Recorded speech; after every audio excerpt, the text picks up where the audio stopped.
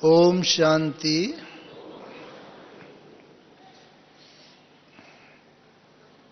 एक बार पुनः बोलें, ओम शांति।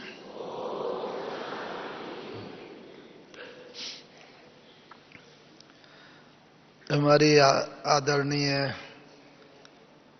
दादी जानकी जी कई बार हम सबको केवल ओम शांति ही नहीं बल्कि आत्मा के जो दूसरे गुण हैं उसकी भी स्मृति दिलाती हैं।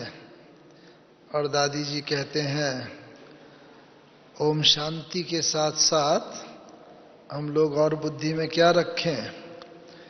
ओम आनंद, ओम प्रेम, ओम पवित्रता, ओम सुख, ओम ज्ञान, ओम शक्ति, यानी कि आत्मा के जो सभी गुण हैं वो स्वतः ही ओम शांति के उच्चारण के साथ साथ हमारी बुद्धि में आ जाने चाहिए।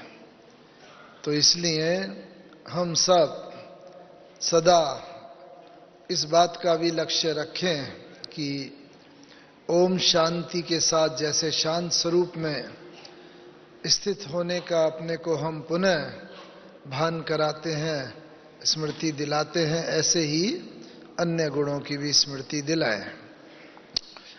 और जैसा बहन जी बता रहे थे, आज का विषय कौन सा विषय है? मन जीते जगत जीत। जब भी जीत शब्द सुनते हैं, कोई भी क्षेत्र में विजय होती है तो क्या होता है? खुशी होती है। और जब जगत जीत की बात आती है, जब छोटी सी बात में जीत होती है, कोई खेल का क्षेत्र हो, पढ़ाई का क्षेत्र हो, कोई बिजनेस का हो, परिवार में संबंधों का हो, कोई भी छोटे क्षेत्र में भी विजय होती है तो उसमें खुशी होती है। और जब बाबा कहता है जगत जीत की बात विश्व पर, तो कितनी ना बेहद की खुशी हम बच्चों को होनी चाहिए।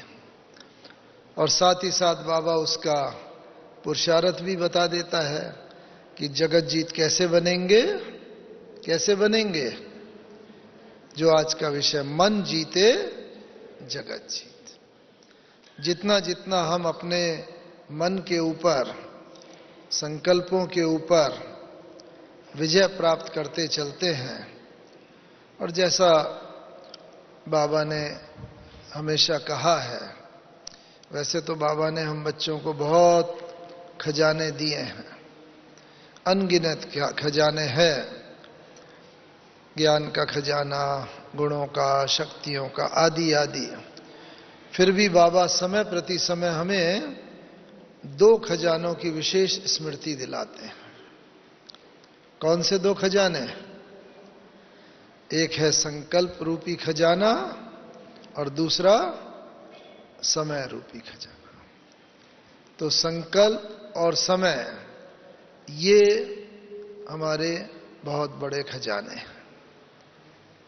तो जब मन जीते जगत जीत की बात आती है तो हमारी भारतीय संस्कृति में भी मन के ऊपर बहुत कुछ कहा है। मन के हारे हार है, मन के जीते जीत। मन जीते जगत जीत, माया जीते जगत जीत।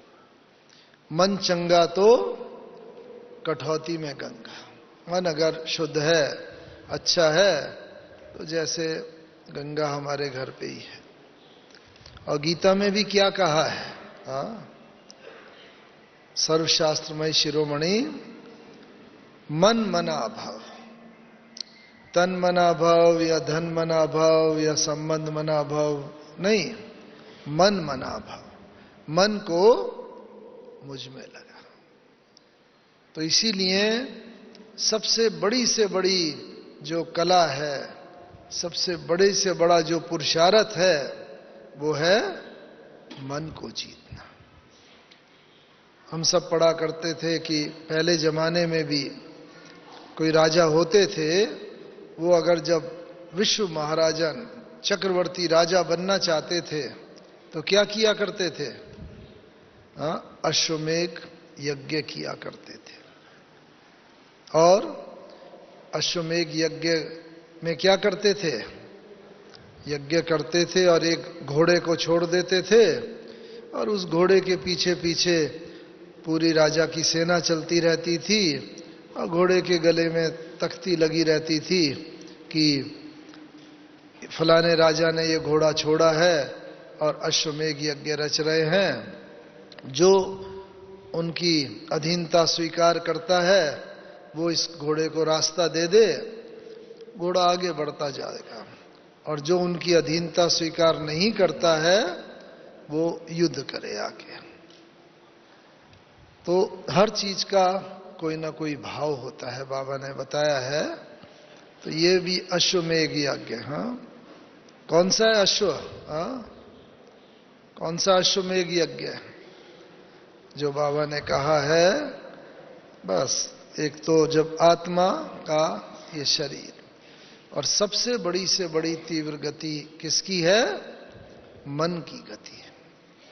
तो मन, इसको जैसे कि हम सब बाबा के जो बच्चे पुरुषार्थी हैं, हमने ये मन रूपी घोड़ा इसको कंट्रोल किया हुआ है और इसको छोड़ा है। और जो दुश्मन की सेनाएं हैं, कौन सी सेना? जो हमारे मार्ग में बाधा बनती हैं, यही हमारी मानसिक कमजोरियां जो बाबा ने बताया, काम, क्रोध, लोभ, मोह, अहंकार, ईर्ष्या, द्वेष, आलस्य, परचिंतन, परनिंदा, ये जितने हैं, ये सब जैसे सेनाएं हमारे इस मन को अपने वश में करना चाहते हैं। हमारे पीछे तो पूरा शिव बाबा की सेना है, जो बाबा ने जो हमें गुणों का, शक्तियों का, ये जो खजाने अनेक दिए हैं, ये सब सेनाएं हमारे साथ हैं। लेकिन अपोजिशन की जो सेनाएं हैं, ये मन की कमजोरियों की, ये सब हमारे से सदा युद्ध करते रहते हैं। तो इसीलिए इस जगत जीत बनने के लिए जो ये हमने अश्वमेध यज्ञ रचा है, जो बाबा का ना, जो बाबा ने कहा रुद्र अविनाशी गीता ज्ञान यज्ञ, पूरा का पूरा क्या नाम है? उसके अंदर सारा का सारा ज्ञान का रहस्य आ जाता है।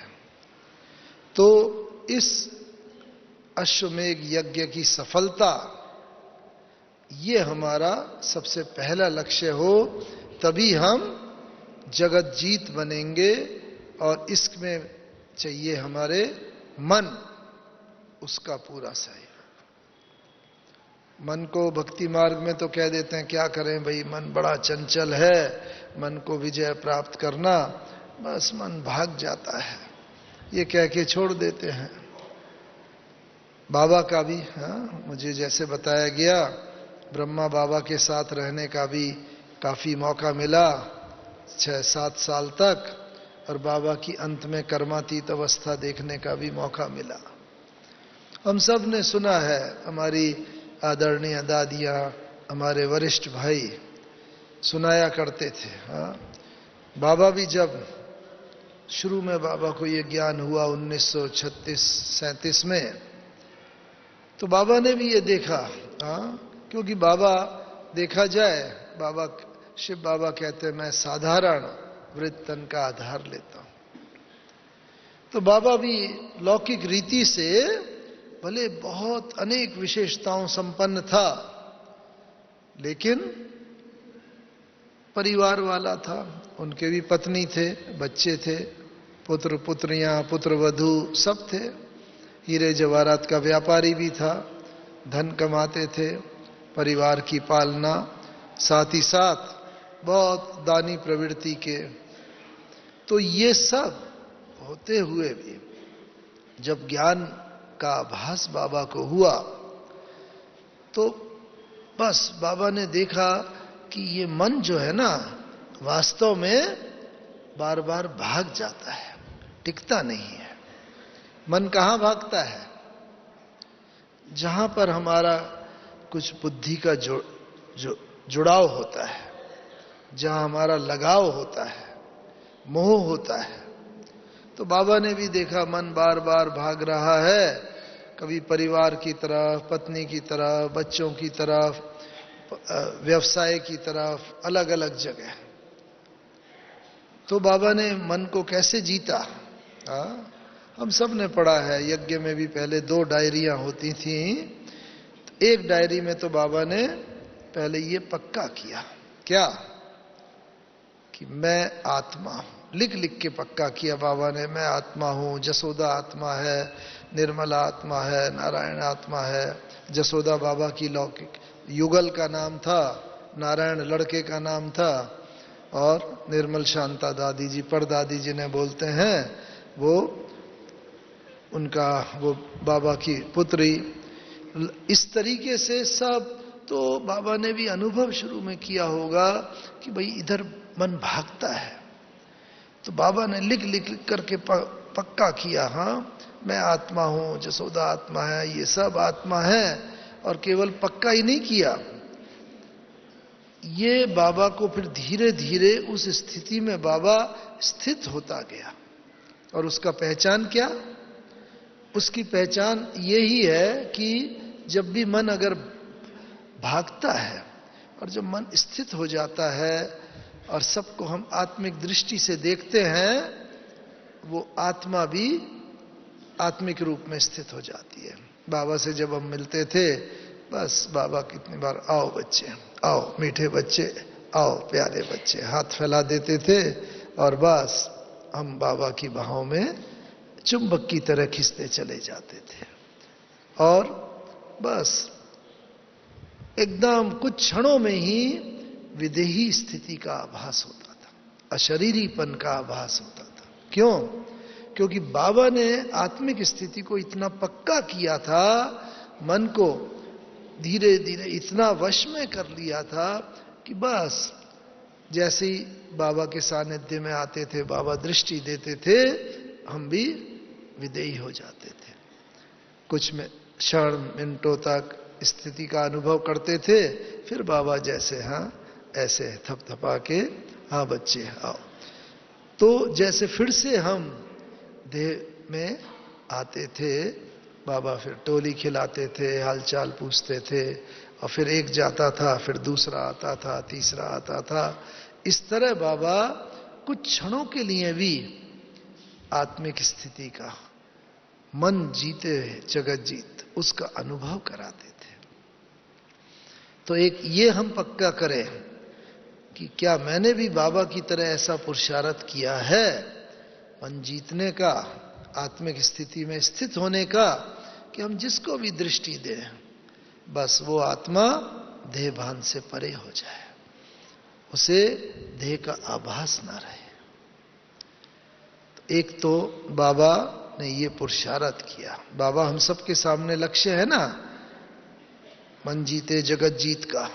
तो बाबा के साथ साथ अगर हम जितना चलते रहते हैं, बाबा ने जो पुरुषार्थ किया, हम भी बहुत सहज रीति से जगत जीत बनते चलेंगे। लेकिन दूसरा पुरुषार्थ और इससे भी ज्यादा है।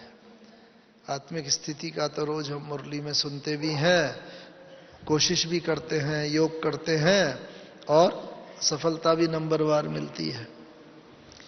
लेकिन एक बात बाबा ने जो और कही है, क्या कही है बाबा ने? रोज रात्रि को सोने से पहले इनकी दरबार लगाओ। ये जो मन, बुद्धि, संस्कार, ये आपके जो सूक्ष्म कर्मचारी हैं, इनकी दरबार लगाओ। तो बाबा ने भी यही किया। हम सबका अनुभव है, हम बैठते हैं लेकिन मन तुरंत ही एकाग्र नहीं होता, मन भाग जाता है। जहां पर भी, भले बाबा ने अभी सर्टिफिकेट हम बच्चों को दिया है कि विकारी संकल्प नहीं चलते चाहे अधिकतर बच्चों के, लेकिन व्यर्थ संकल्प, या जिस समय योग में बैठते हैं तो दूसरे अन्य सेवा के संकल्प, या वो उधर तो बुद्धि भाग जाती है ना। तो ये भी मन जीते जगत जीत का लक्षण नहीं है मन जीतने का। तो बाबा ने मन को कैसे कंट्रोल किया, ये गौर से सुनना आप। क्या किया बाबा ने? बाबा ने मन को पत्र लिखा। कैसे पत्र लिखते हैं? एक हमारे वरिष्ठ भाई थे आनंद किशोर दादाजी, तो बाबा का हैंड रिटन, बाबा सिंधी में लिखते थे, तो सिंधी में लिखा पत्र था, उसका हिंदी अनुवाद करके हम सब पुराने भाइयों को दादा ने दिया था। क्या लिखा बाबा ने? पत्र को में मन को एड्रेस किया। हे मन, मैं आत्मा राजा हूं, तू मेरा मंत्री है, कर्मचारी है, तुझे मेरे वश में होना चाहिए। लेकिन हे मन, तूने अपने को इतना शक्तिशाली बना लिया और मुझ आत्मा राजा को कमजोर कर दिया, और मैं आत्मा राजा कमजोर होता चला गया, तू शक्तिशाली होता चला गया। मैं तेरे कहने पर तेरे पीछे पीछे भागता रहा, तू मुझे भटकाता रहा, बहुत समय तक मैं भटकता रहा। लेकिन हे मन, अब मैं तुझे कह देता हूं कि मैं तेरे कहने पर अब नहीं चलूंगा। क्यों? क्योंकि मैं आत्मा राजा अपनी स्वस्थिति में स्थित हो गया हूं। अब तुझे मेरे कहने पर चलना होगा, क्योंकि तू मेरा मंत्री है और मैं आत्मा राजा हूं। बाबा उस अपने स्वस्थिति में स्थित होकर बाबा ने ये पत्र लिखा। इसी तरह बाबा ने बुद्धि को भी पत्र लिखा कि हे बुद्धि, तू भी मन के कहने पर मन के पीछे पीछे, मन के साथ साथ भागती रही, और तुम दोनों ने मिलकर मुझे आत्मा राजा को बहुत कमजोर कर दिया। लेकिन अब मैं तुझे भी कह देता हूं हे बुद्धि, अब तुझे मेरे कहने पर चलना होगा, और अब मैं तेरे कहने पर नहीं चलूंगा, क्योंकि मैं आत्मा राजा हूं। और इस तरह बाबा अपने स्वमान की सीट पर स्थित होके बाबा ने ऑर्डर किया, तो मन और बुद्धि सब बाबा के कंट्रोल में आ गए। अब हमें भी ये देखना है, होता क्या है, हम चाहते तो हैं कि फलानी शक्ति का जब हम आवाहन करते हैं फलानी शक्ति आए, कभी सहन शक्ति, कभी समेटने की शक्ति, मन हमारे कहने पर चले, लेकिन फिर भी मन नहीं चलता। क्यों? क्योंकि हम अपने स्वमान की सीट पर बैठ करके मन को ऑर्डर नहीं करते। लौकिक में भी कोई गवर्नमेंट सर्वेंट होता है, ऑफिसर होता है बड़ा भी, प्राइम मिनिस्टर, प्रेसिडेंट भी हो, जब तक वो अपनी सीट पर है तब तक सब उसका ऑर्डर मानते हैं। लेकिन जब वो रिटायर हो गया या ट्रांसफर हो गया या अपनी सीट पर नहीं है, इलेक्शन हार गया, कुछ भी, तो फिर उसका ऑर्डर कोई नहीं मानते। तो ऑर्डर देने के लिए पहले हमें अपने स्वमान की सीट पर स्थित होकर बैठना जरूरी है, जो बाबा ने किया। तो ऐसे ही बाबा ने हम सबको बहुत बहुत स्वमान दिए हैं। कितने स्वमान हैं। ओह, मैं मास्टर सर्वशक्तिवान हूं। आज भी बाबा ने कहा मैं मास्टर ज्ञान सूर्य हूं, सारे विश्व की आत्माओं को प्रकाशित कर रहे हूं, प्रकाश दे रहा हूं, शक्ति दे रही हूं। मैं आत्मा मास्टर सर्वशक्तिवान, बाबा के दिल तख्त नशीन, बाबा की मस्तक मणि हो, बाबा के नैनों का नूर हो, बाबा मेरे इन कर्मेंद्रियों के द्वारा विश्व की समस्त आत्माओं की सेवा कर रहे हैं। मैं शुद्ध शक्तिशाली, इतने सारे स्वमान दिए हैं बाबा ने।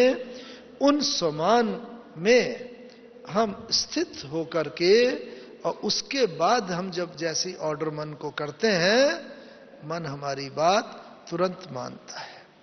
फिर कभी भी ये कहने की जरूरत नहीं पड़ेगी कि क्या करें, मन चंचल है, भाग जाता है, नहीं। तो इसलिए अभी आवश्यकता, ये समस्याएं तो आएंगी, दुनिया में अनेकों समस्याएं आती है, शरीर की समस्या है, परिवार की है, संबंधियों की है, मन की समस्या है, तन मन धन प्रकृति की, बहुत, जिन्हें मोटे तौर पर कहा जाता है 3 प्रकार की समस्या होती हैं, आधि, व्याधि और उपाधि। ये सब समस्याएं इन 3 श्रेणियों में आ जाती हैं, लेकिन सब समस्याओं का एक ही उपाय है, आदि व्याधि उपाधि जितनी समस्याएं, इनका उपाय है समाधि। समाधि माने ये नहीं कि कोई जंगल में चले जाए, गुफा में चले जाएं और बिल्कुल सबसे नाता तोड़ दे, नहीं है। मन को समाधिस्थ करना। रहे हम परिवार में, दुनिया में, लेकिन मन को हम जब समाधिस्थ कर लेते हैं तो सभी समस्याओं का हल हमें अपने आप ही मिलता चला जाता है। तो बस इससे धीरे धीरे धीरे एक तो मन हमारे वश में होता जाता है, और मन को हम जितना जितना विजय प्राप्त करते जाते हैं उतना उतना जगत जीत बनते चले जाते हैं। और बाबा का भी ये देखा, पहले तो बाबा जब हम लोग 1962 में 61-62 में ज्ञान में आए तो बस बाबा बहुत समय देता था, बाबा से मिलते थे, सेवा समाचार सुनाते थे, अपने पुरुषार्थ की बात कहते थे, बाबा उसमें सुन करके राय देता था, सब बाबा समय देता था। लेकिन धीरे धीरे जैसे समय गुजरता जाता था, बीच में हमने देखा 66-67 वगैरह में बाबा के पास जाते थे, बस कुछ लाइन ही बोलते थे, बाबा ये तो बस 2-3 लाइन सुन के ही बाबा कहते हाँ बाबा समझ गया। बिल्कुल वहां जाके बाबा के सम्मुख जाके, अरे बाबा अभी तो हमने कहना शुरू ही किया है, कि नहीं बच्चे, बाबा पूरा समझ गया, और फिर बाबा उस बात का समाधान दे देता था। तो देखो बाबा भी धीरे धीरे समेटता जा रहा था, और अंत में क्या देखा, हमें ये सौभाग्य मिला जो मैं आपको बता रहा था, 17 और 18 जनवरी 1969 को बाबा के संग संग रहने का। ऐसे तो अनेक बार रहे थे, लेकिन इन 2 दिनों में कई बार बाबा से मिलने का, साथ में रहने का सौभाग्य मिला। और इसमें हमने क्या देखा, बड़े गौर से सुनने की बात है, जो मन जीते जगत जीत पर पूरी सिद्ध होती है। बाबा के सम्मुख जाते थे, बाबा से हम ये पूछेंगे, ये बात कहेंगे, बस जैसे ही बाबा के सम्मुख गए, बाबा ने दृष्टि दी, और दृष्टि देखी बाबा कहते, अच्छा बच्चे, अच्छा ये पूछने आए हो, अच्छा ऐसा कर लो, ऐसा हो जाएगा। यानी कि हमें एक अक्षर भी बोलने की जरूरत नहीं पड़ती थी, मन में क्या चल रहा है बस बाबा दृष्टि से पढ़ के और तुरंत उसका समाधान दे देता था। ये है मन जीत का लक्ष्य। क्यों? बाद में हमने बड़ी दीदी जी है, दीदी मनमोहनी जी से पूछा एक बार कि दीदी ये बाबा के सम्मुख जाते हैं और ऐसा होता है, तो दीदी ने तब बताया था बहुत अच्छी बात कि देखो जो आत्मा जितना जितना अपने मन के ऊपर विजय प्राप्त करती जाती है, वो आत्मा दूसरे के मन को तुरंत ही पढ़ लेती है, दूसरे के संकल्पों को तुरंत पढ़ के उसका समाधान कर सकती है। जैसे पानी अगर स्थिर हो ना, तो पानी में एक छोटा कंकड़ भी डालेंगे तो क्या होगा, लहरें पैदा होंगी।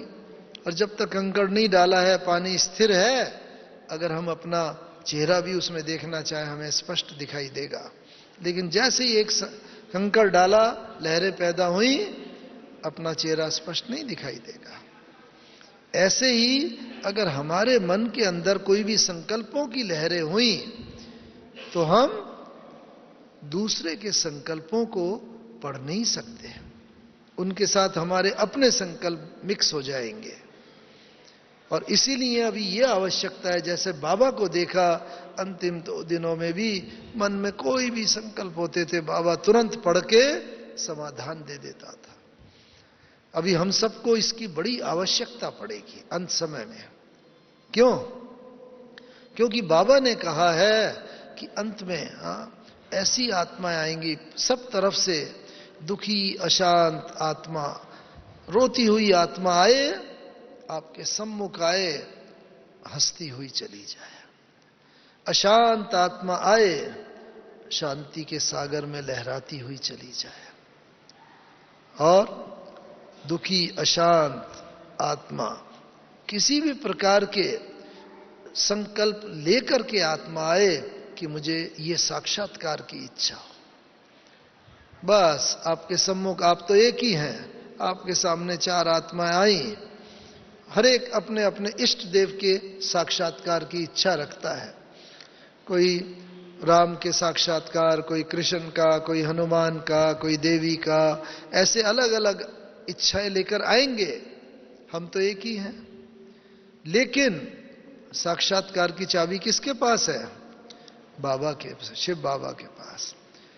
हमारे एक होते हुए भी बाबा, अनेक जो भक्त आत्मा आएंगी हमारे द्वारा, उनकी इच्छा के अनुरूप, जो भी इष्ट देव के साक्षात्कार की इच्छा लेके वो आए हैं, बाबा हमारे द्वारा उनको वो ही साक्षात्कार कराएगा और वो आत्मा अंत में तृप्ति का अनुभव करेंगे।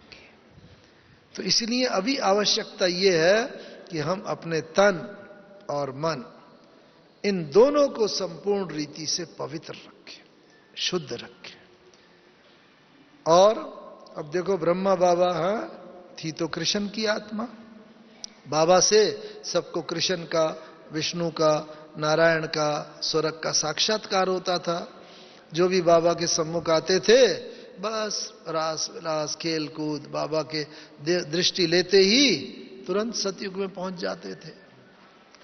आप सबने ये भी पढ़ा है कि यज्ञ के इतिहास में पढ़ा होगा, जीवन कहानी में, यज्ञ के शुरू में ही, क्योंकि कई लोग बाबा के ज्ञान के विपरीत भी होते थे, तो एक व्यक्ति, सरदार जी, बहुत विपरीत था और उसने ये रखा, उसे कहा गया और उसने कि मैं बाबा को बस नुकसान पहुंचाऊंगा और मारूंगा, और वो छुरा लेकर के गया बाबा के पास। बहन से कहा कि मुझे बाबा के दर्शन करने हैं। अब बहन ले गए और बाबा के सम्मुख बैठा के, बहन जी तो अपने काम से चले गए अलग। और जब उन सरदार जी ने देखा कि अलग अकेले हैं बाबा और हम, तो उसने छुरा निकाला और बाबा पर वार करने ही जा रहा था। क्या साक्षात्कार हुआ उसे? उसे उसके इष्ट देव गुरु नानक देव का साक्षात्कार। अब बाबा है तो कृष्ण की आत्मा, नारायण की आत्मा, लेकिन भक्त के जिसमें उसकी श्रद्धा होती है, भावना होती है, बाबा हमारे द्वारा वो ही साक्षात्कार कराता है। तो उसके द्वारा जैसे ही साक्षात्कार हुआ, बस वो तो हक्का बक्का रह गया, अवाक रह गया। उसको तो आंखों से आंसू बहने लगे, पश्चाताप होने लगा, बाबा के चरणों में पड़ गया। अरे गुरुजी, मैं क्या करने जा रहा था, आपको नुकसान पहुंचाने, ओहो मैं कितना पापी हूं, और बस मुझे माफ करो। और इस प्रकार से उसकी आंखों से आंसू बहने लगे, और बस उसके बाद छुरा बाबा के चरणों में रख करके वो व्यक्ति चला गया। ये बाबा की जीवन कहानी में भी, जो जीवन कथा है उसमें भी लिखा है। भाव क्या है कि जो भी भक्त आएंगे अपनी इच्छा के अनुरूप साक्षात्कार हमारे द्वारा जब उन्हें होगा, तब उन्हें संतुष्टि का बहुत जो एहसास होगा, उसके बाद वो आत्माएं जाएंगी और बस उनका रूप परिवर्तन हो जाएगा। लेकिन ये कब होगा? जब हमने, जो बाबा कहते हैं ज्वालामुखी योग, वो ज्वालामुखी योग, वो उसका अभ्यास किया हुआ होगा।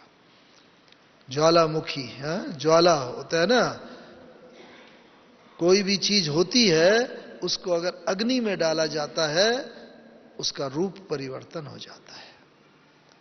तो ऐसे ही हमारी ऐसे ज्वालामुखी योग की स्थिति हो, जो हमारे सम्मुख लोग आए, उनका रूप परिवर्तन हो जाए, जैसा हम लोग अनुभव करते थे। बस मन में बहुत बात लेकर आ रहे हैं, बस रूप परिवर्तन हो जाता था और सब जैसे प्रश्नों का समाधान मिल जाता था और फिर संतुष्ट होके हम आत्माएं चले जाते थे। आज इस स्थिति की आवश्यकता है जो बाबा चाहता है। और ये कब होगा? हम कब दूसरे की इच्छाओं को पढ़ सकेंगे, जान सकेंगे? जब हम खुद इच्छा मात्रम अविद्या होंगे। बाबा यही चाहता है कि बस अब हमारे अंदर कोई भी इच्छा ये भी न रहे, इवन सेवा की भी इच्छा वो भी होती रहेगी, लेकिन इच्छा मात्रम अविद्या जितना हम होते चले जाएंगे उतना उतना हम दूसरों की इच्छाओं को पढ़ करके उनकी इच्छाओं को पूर्ण कर सकेंगे। अभी अंत समय हमें इन सब पुरुषार्थ की भी पूरी की पूरी आवश्यकता है। और क्या हो अभी आवश्यकता है? जगत जीत जब हम कहते हैं, जगत में क्या क्या है? जगत में तो सब है, पशु पक्षी जीव जंतु प्रकृति मनुष्य सब चीज है। तो हम सब खुद भी योग कर रहे हैं और सेवा भी कर रहे हैं, दूसरों को योगदान भी दे रहे हैं। तो बाबा अब क्या चाहता है? एक जो बड़ी से बड़ी सेवा जो समय प्रति समय हम सब के सम्मुख पेपर के रूप में आने वाली है। कौन से पेपर? पेपर तो बाबा ने अनेक बताए हैं, हम सबके सम्मुख आते भी हैं। बस पेपर भाई अनेक प्रकार के, हमारे पुराने स्वभाव संस्कार का पेपर है, हमारे संबंध का पेपर है पुराने।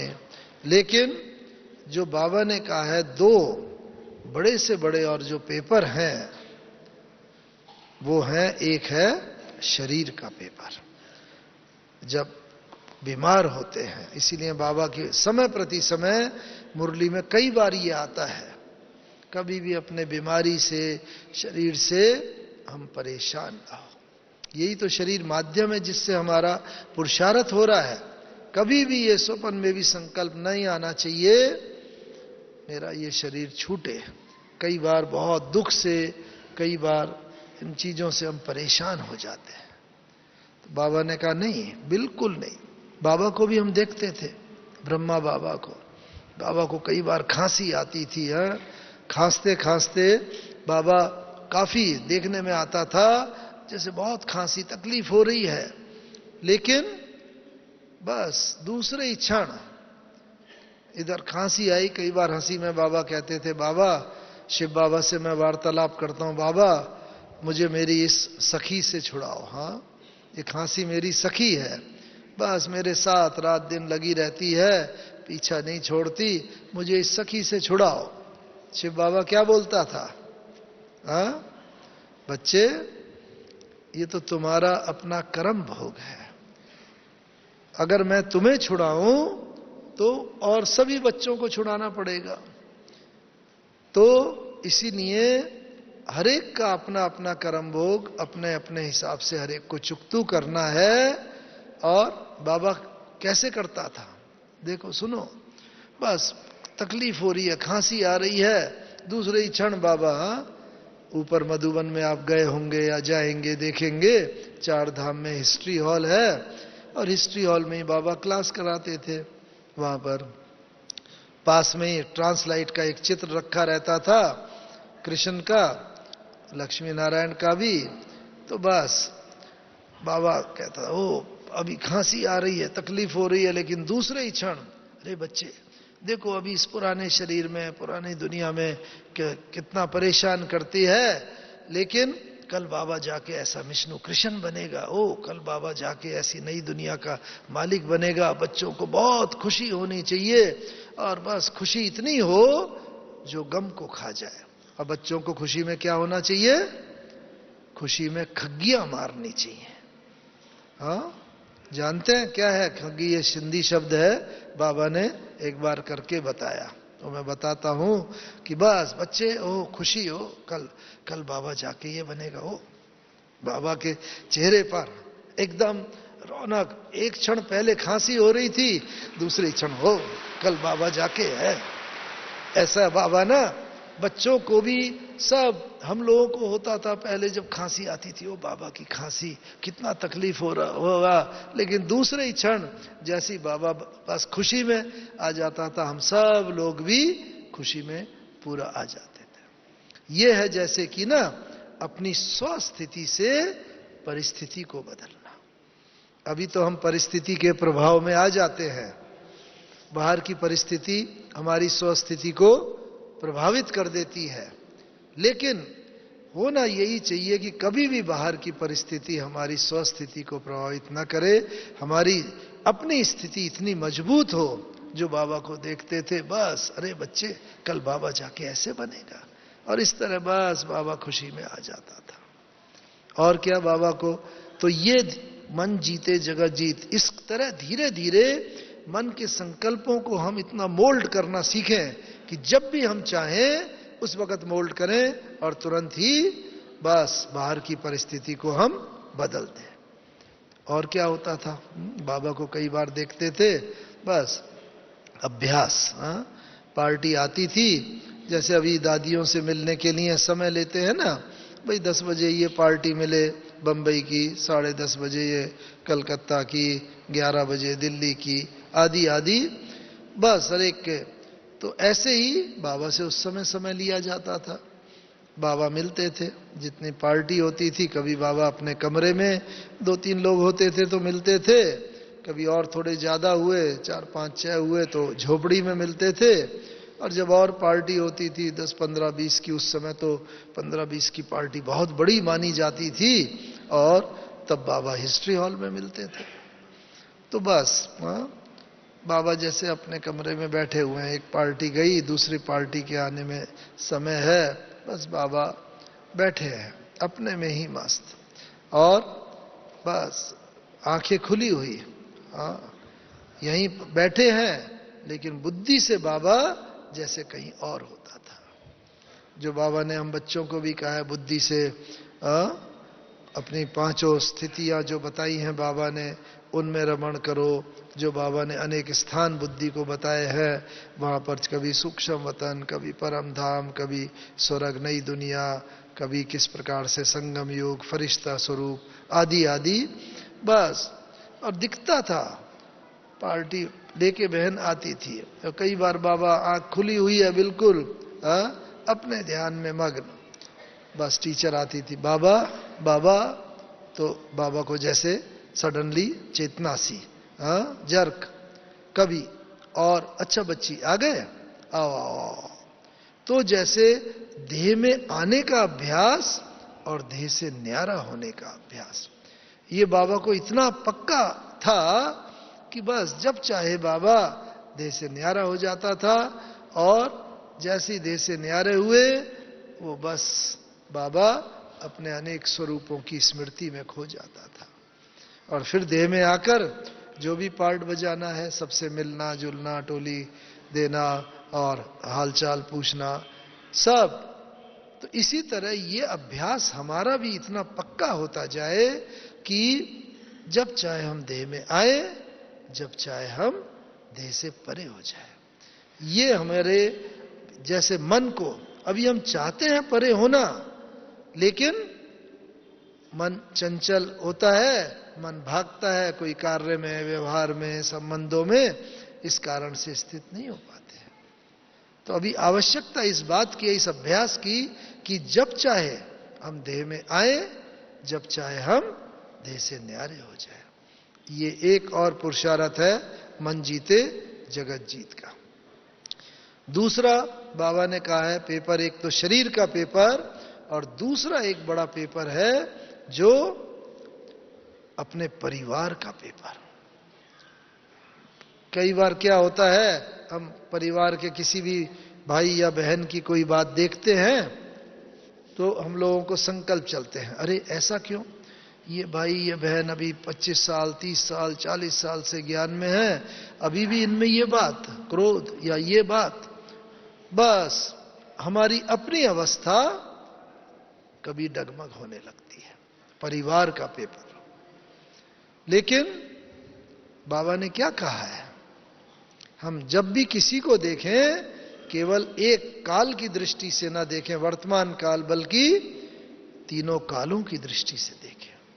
अरे ये आत्मा अभी ये पार्ट बजा रही है, लेकिन ये वही आत्मा है, विश्व महाराजन आत्मा, और अभी फिर से ये बनने वाली है। और बाबा ने कहा है, जितने भी मेरे बच्चे हैं, जितने मेरे बच्चे हैं, सब मेरे चुने हुए बच्चे हैं। मेरा आखिरी में आखिरी बच्चा भी जो है ना, वो वर्तमान समय के राष्ट्रपति या प्रधानमंत्री उनसे भी ऊंच है। इसीलिए भगवान का सिलेक्शन कभी भी गलत नहीं हो सकता। और अगर हम ये संकल्प चलाते हैं, अरे ये भाई का ये पार्ट, ये बहन का ऐसा पार्ट, ये क्यों ऐसा है, तो कभी भी हमारे मन में ये संकल्प चलना नहीं चाहिए। क्यों? क्योंकि भगवान की चुनी हुई आत्मा है, भगवान का सिलेक्शन है। हां, अपने समय पर वो राइट पार्ट और बजाएगी, उसके द्वारा भगवान की प्रत्यक्षता होगी।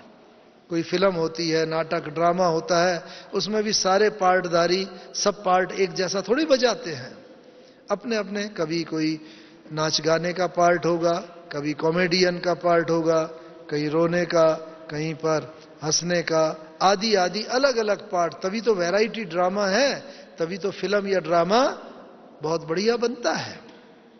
ऐसे ही आज वो आत्मा किसी कमजोरी के वशीभूत होके कोई ऐसा पार्ट बजा रही है जो कि पूरा मर्यादा के अनुकूल नहीं है, लेकिन हमारे मन में यही संकल्प, हम उसको तीनों कालों से देखें, ये वही आत्मा है जो भगवान की चुनी हुई, और इसके द्वारा बाबा को बहुत प्रत्यक्षता अपनी करानी है समय पर।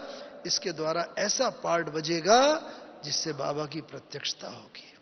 तो हमारे भी संकल्प कोई नहीं चलेंगे, और हमारी सकाश के द्वारा, शक्ति के द्वारा उस आत्मा की भी स्थिति चेंज होगी, और वो आत्मा अपनी कमजोरी से सहज ही बाहर आ जाएगी। तो एक ये देखते चले हम कि परिवार से कोई भी आए, किसी का भी उस पे हमारे मन में प्रश्न ना हो। तब मैं अंतिम दिन की बात बताता हूं आपको, 18 जनवरी की।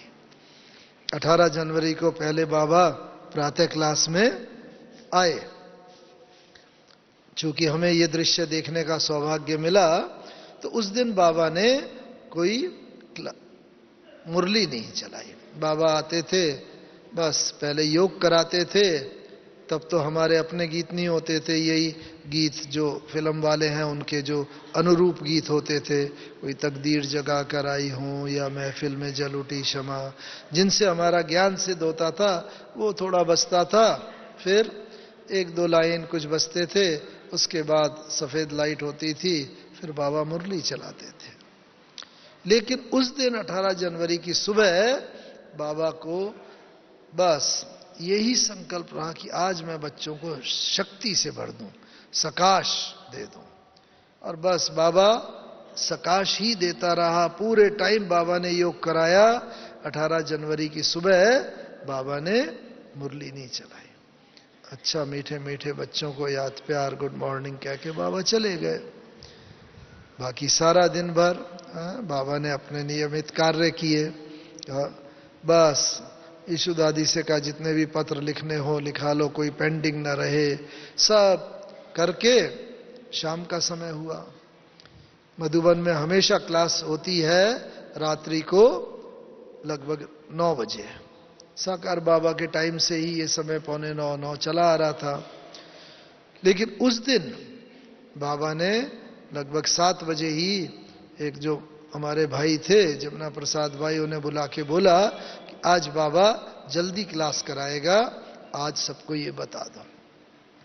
बाहर हिस्ट्री हॉल के बाहर एक घंटा रखा रहता जैसे स्कूल में होता है ना, उन्होंने वो घंटा बजाया, सब लोग इकट्ठे हुए, उन्होंने बता दिया भाई आज बाबा जल्दी क्लास कराएगा, सब लोग भोजन वगैरह करके 7:30 7:45 तक वहां आ जाओ। तो बस सब लोग, थोड़े लोग हुआ करते थे, भोजन करके वहां पहुंच गए। अब बाबा अपने समय पर उस समय क्लास में आए। बिल्कुल बाबा का फरिश्ता रूप लग रहा था, आंखों में जैसे बस 2000 पावर के बल्ब जैसे जल रहे हैं, फरिश्तों जैसी चाल वैसे तो हमेशा ही होती थी, लेकिन उस दिन तो विशेष बाबा ऐसा लग रहा था जैसे किसी और धरा से, किसी और जगह से इस धरा पर अवतरित आत्मा है।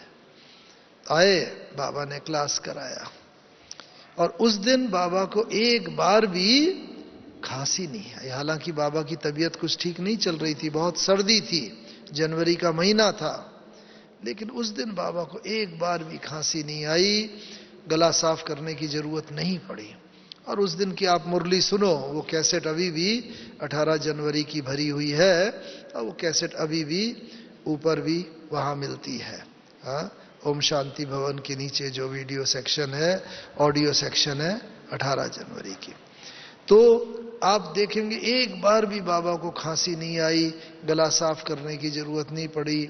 वो इस बात का प्रतीक है कि जब आत्मा कर्मातीत अवस्था को प्राप्त कर लेती है, निकट होती है, तो शरीर के सब कर्म भोगों के ऊपर योग बल संपूर्ण रीति से विजय प्राप्त कर लेता है।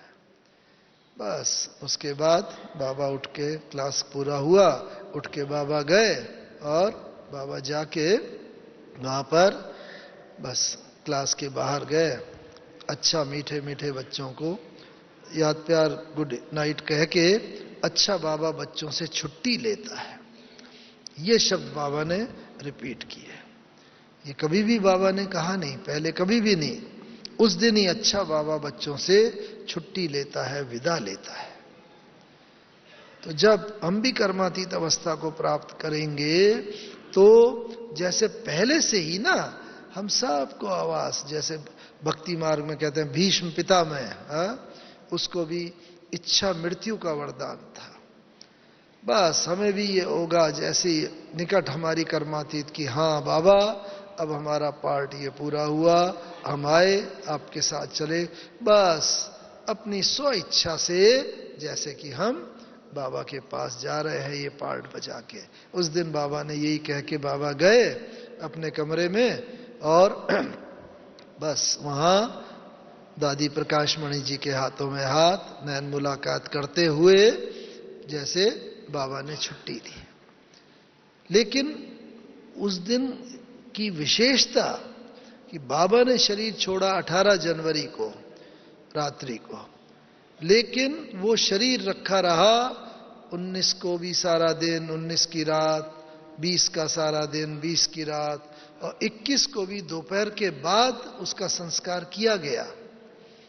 लेकिन वो शरीर वैसा ही चमकता रहा, बिल्कुल भी, इवन 65-70 घंटे के बाद भी बस वैसा चमकता हुआ शरीर, कोई दुर्गंध नहीं, और शरीर के अंदर, नहीं तो जब आत्मा चली जाती है तो जैसे अकड़ जाता है बिल्कुल। जब बाबा को स्नान भी कराया उस दिन, तो कोई भी ऐसा विशेष अकड़न नहीं, ये बिल्कुल प्रकृति के जैसे नियमों के भी ना बस अनुरूप बात नहीं है।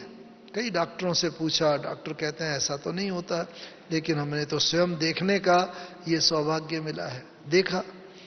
ये है प्रकृति जीत का प्रतीक, क्योंकि जब जगत जीत कहते हैं, जगत के अंदर ये प्रकृति तो आती है 5 तत्व, तो बाबा ने भी पुरुषार्थ करके, प्रकृति को योगदान करके इतना प्रकृति जीत बाबा बन गए थे कि ये 5 तत्वों ने भी ना बिल्कुल अंत तक पूरा का पूरा साथ दिया, और न शरीर में कुछ भी कालापन आया, बिल्कुल वैसा ही चमकता हुआ शरीर, लगता था बाबा जैसे सोए हुए हैं, और बस बाबा अभी उठ के कहेगा आओ मेरे मीठे बच्चे, आओ बच्चे, प्यारे बच्चे, ऐसा आभास होता था। तो ये प्रकृति जीत हम लोग भी कैसे बने? बाबा ने कहा है हम लोग ये तो करते ही हैं, हाँ? योग का दान प्रकृति को, जो बाबा ने कहा है, लेकिन हम प्रकृति को अपना मित्र भी बना लें, और जितना हम प्रकृति को अपना मित्र बना लेंगे, अंत समय में ये प्रकृति साथ देगी। नहीं तो बाबा ने बताया है प्रकृति की बहुत हलचल होगी, जमीन हिलेगी, तूफान आएंगे, बाढ़ आएगी, पानी, अति अग्नि, बहुत कुछ होगा, जमीन हिली और अगर बस ऊपर से छत गिर गई, दीवार गिर गई, हम उसके अंदर दब गए, तो ये तो इच्छा मृत्यु नहीं हुई ना। प्रकृति के वशीभूत होके उसके अगर हमें प्रकृति के उसमें शरीर छोड़ा तो पता नहीं अंत में कैसे होगा। अंत मते सो गते है, उस समय चारों तरफ दर्द हो रहा होगा, खून निकल रहा होगा, हल्ला बच रहा होगा। जब ऐसी प्राकृतिक आपदा आती है यही होता है। तो इसका बचने का बहुत अच्छा साधन बाबा ने बताया है कि प्रकृति को हम अपना मित्र बना लें। अब प्रकृति जितनी हमारी मित्र बनती जाएगी, मित्र जो है मित्र की सदैव रक्षा करता है, मित्र कभी मित्र के प्राण नहीं लेता। प्रकृति के साथ हम अपने गुणों को मिलाते चले। मानो पानी है, हाँ, जल है, जल का सबसे बड़ा गुण कौन सा है? जल एडजस्टमेंट का, फ्लेक्सिबिलिटी। अभी जल जैसे इस गिलास में सेट हो गया, कटोरी में लो कटोरी में सेट हो जाएगा, चम्मच में लो चम्मच में, थाली में लो थाली में। इतना फ्लेक्सिबिलिटी हो कि हम हर एक के साथ सेट होकर के चल सके। हम ये ना कहें कि फलाने भाई के साथ सेट होना तो मुश्किल है, फलाने के साथ आसान है, ये हो सकता है, बस नहीं। जल की तरह अगर हमने इतना एडजस्टमेंट का गुण धारण किया होगा, फ्लेक्सिबिलिटी, जल की तरह हमने शीतलता धारण की होगी, जल की तरह हम, देखो जल बहता है ना, तो जल के सामने बड़ा पत्थर भी आ जाए तो जल रुकेगा नहीं, जल अपना रास्ता बना के निकल जाएगा। ऐसी हमारे सामने भी बाधाएं आए, समस्याएं, वो हमें रोक ना सके। हमारी प्रोग्रेस को हम अपना रास्ता खुद बना के आगे बढ़ते चलें। अनेक गुण हैं, आप देखोगे जल के, वो गुण धारण करेंगे तो कभी भी, चाहे जितनी सुनामी आएगी, बाढ़ आए, कभी भी जल हमारी मृत्यु का कारण नहीं बन सकता। तो एक तो ये लक्ष्य। अच्छा, तो इस तरह प्रकृति के अपने अलग अलग जो गुण हैं ये हम धारण करते चलें। अब योग का समय हो रहा है, हम सभी हर एक तत्व का ये देखें कि किस तरह हम मंथन करिएगा। अभी हम सब लोग 2 मिनट योग में बैठ के आज के इसको समाप्त करते हैं। ओम शांति।